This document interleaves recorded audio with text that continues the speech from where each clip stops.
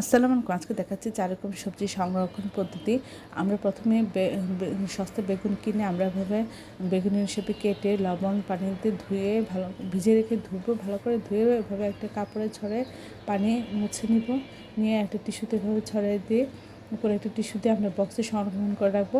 তারপর আমরা এখন দেখাচ্ছি টমেটো সংরক্ষণের পদ্ধতি। টমেটো ভালো করে ধুয়ে এভাবে কেটে নিব, নিয়ে তারপরে ছড়ায় ডিপ ফ্রিজে রেখে দেবো। তারপরে বরফ হয়ে গেলে আমরা হাত দিয়ে আস্তে আস্তে এটা ছাড়িয়ে নিয়ে আমরা যে কোনো একটা বক্সে আমরা এটা সংরক্ষণ করব। এভাবে সংরক্ষণ করা খুব সহজ এবং আপনি যখন বের করে রান্নার 10 মিনিট আগে শুধু বের করে আপনারা রান্না করে নেবেন, তাহলেই হয়ে যাবে।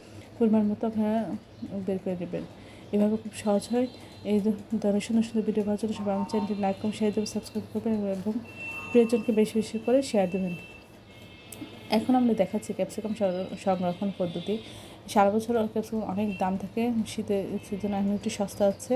আপনারা ভালো করে ধুয়ে কেটে এভাবে পানি ঝরায় নিয়ে একটা পাত্রে ছাড়াই রাখবেন, ডিপ ফ্রিজে রেখে দেবেন, তাহলে বরফ হয়ে যাবে। বরফ হয়ে গেলে এভাবে হাত দিয়ে ছাড়িয়ে নিয়ে আপনারা একটা বক্সে বা কৌটায় রেখে দেবেন। তারপরে রান্নার 10 মিনিট আগে বের করে জাস্ট একটু পানিটা একটু বরফটা একটু গলে গেলে আপনারা রান্নায় ব্যবহার করবেন। এটা খুবই সহজ হয় এবং খুব ভালো থাকে, খুব সুবিধা হয়। এভাবে কাজ করলে খুব উপকার হবে। আপনারা নিজেরা করবেন এবং প্রিয়জনকে এভাবে শেয়ার দেবেন।